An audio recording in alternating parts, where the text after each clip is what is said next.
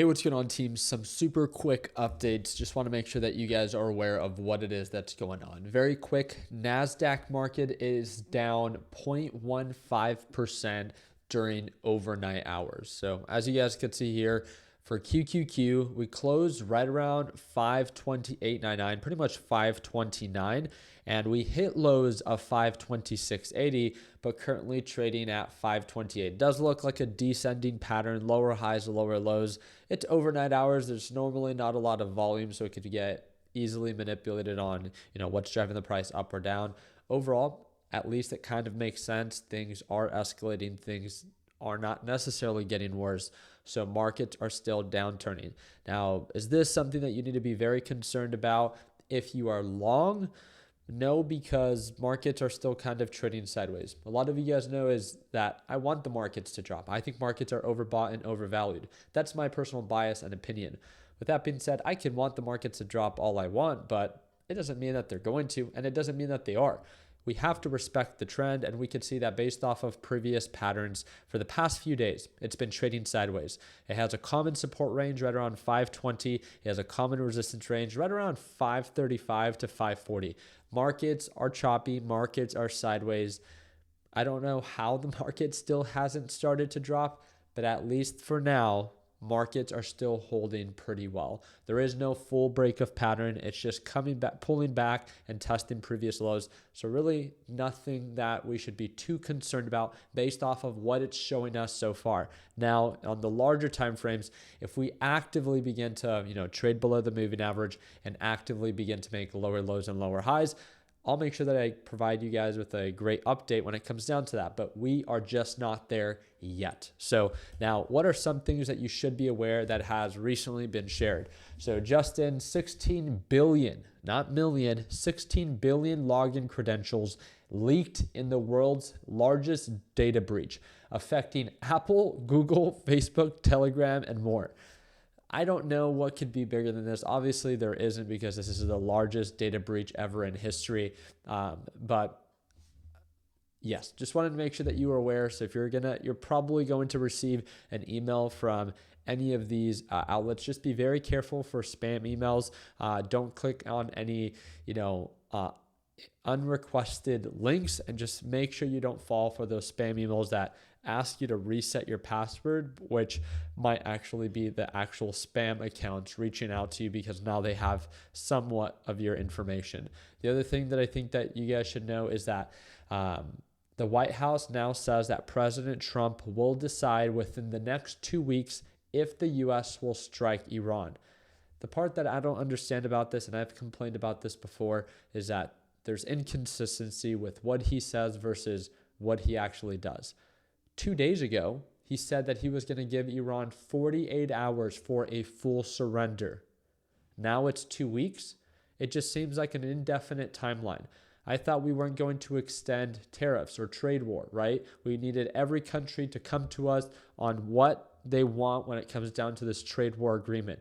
It's been 2 weeks and there's been no update. There's been nothing signed from any country. Not China, not the UK. There is nothing signed. Again, to me, this feels like a never-ending. It's a problem now, but the more that we prolong it, the less relevant and influential it becomes to the market. Unless we actually get involved, then obviously that would be a direct catalyst. But it just seems like, again, it's just the timeline is continuing to be extended. So just wanted to make sure that I did my part in keeping you guys up to date. He also commented on the head of the Federal Reserve, Jerome Powell, and says, President Trump says Fed Chair Jerome Powell is a real dummy who's costing Americans billions.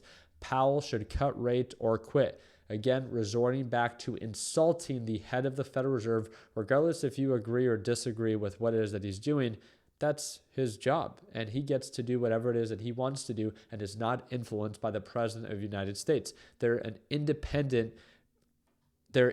from the United States or from the president for a specific reason. So he is not influenced. So just as I'm sure a lot of people don't agree with what Trump is doing and the whole trade war and truly costing Americans billions of dollars, it would be the same thing of, some people might not see eye to eye when it comes down to Jerome Powell and him and the Federal Reserve's ability to not want to cut rates. They've said it and they've made it very clear from the very beginning. It's data dependent. As long as data continues to support the case that things are fine in our economy, meaning that inflation isn't skyrocketing, unemployment isn't shooting through the roof, then there's some form of stability, and then therefore there's no need for them to cut interest rates. That is what he has stated before.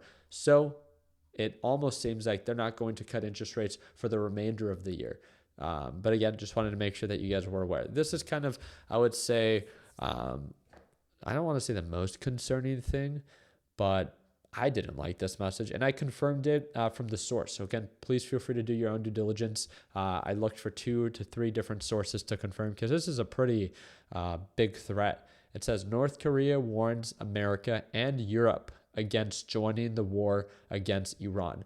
So supposedly North Korea has been allies with Iran since 1972, if I read that correctly. And they share a very similar view in not wanting Western influence in that part of the world and wanting to pretty much go against Western influence. The United States, or known as, I guess, the Western influence. Nonetheless, again, just wanted to make sure that I did my part in keeping you guys up to date. There's nothing much that I see that is incredibly gapping up or gapping down during extended hours, other than Circle. This stock just does not stop pushing. It doesn't let me short it just yet, just because it's a recent IPO, but this is definitely a stock that's going to be at the top of my watch list to short once it actually becomes available. So very excited to follow up. Again, I hope to see you for our live trading session tomorrow, right at market open. If you want to tune on in, I'd love to have you there. And that's the second link in the description down below. And again, that's one of our biggest discounts. It's a one-time payment, lifetime access, and you can join for as little as $1.35 a day is what the cost breaks down to. So again, if you're a beginner and you want to watch me trade live, second link in the description down below. Make sure that when you sign up that you watch the welcome section in the LPP lesson library, and that will explain to you exactly how to watch me trade live and how to access our LPP Discord chat. Again, like always, let's make sure that we end the year on a green note. Take care, team.